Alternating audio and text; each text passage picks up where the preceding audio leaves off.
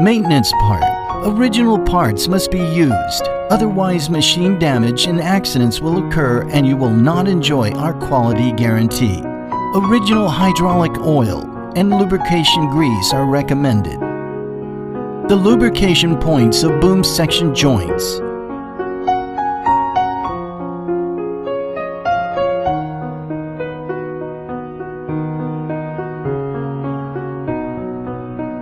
Every 50 working hours, the joint should be lubricated.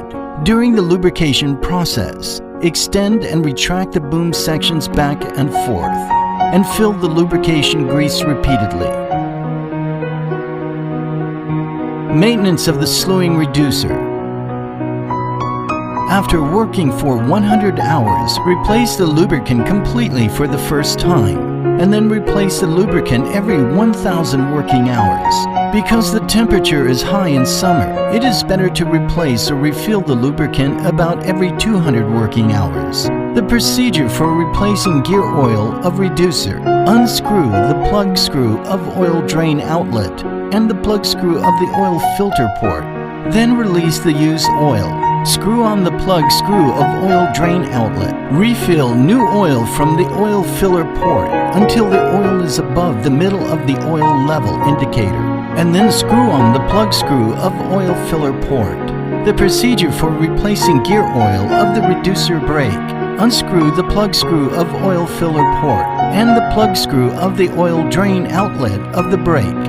Release the used oil. Screw on the plug screw of oil drain outlet. Refill new oil from the oil filler port until there is oil outflow at the oil filler port. Then screw on the plug screw of oil filler port. Maintenance of the slewing bearing. After every 50 working hours, please lubricate the big gear surface and slew the booms fully during the lubrication. Replacement of hydraulic oil.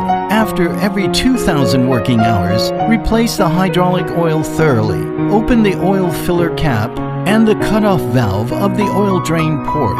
Release the used oil. Clean the oil tank and then close the cutoff valve. Refill the oil and close the oil filler port. Filter elements replacement and cleaning. If the indicator points to the red area, the return filter element must be changed or cleaned. If the high pressure filter indicator lights up, the filter element must be changed or cleaned.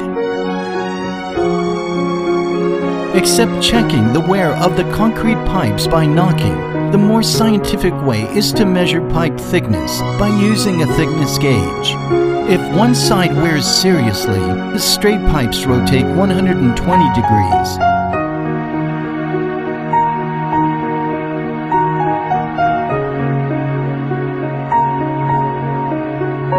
The bend pipes rotate 180 degrees.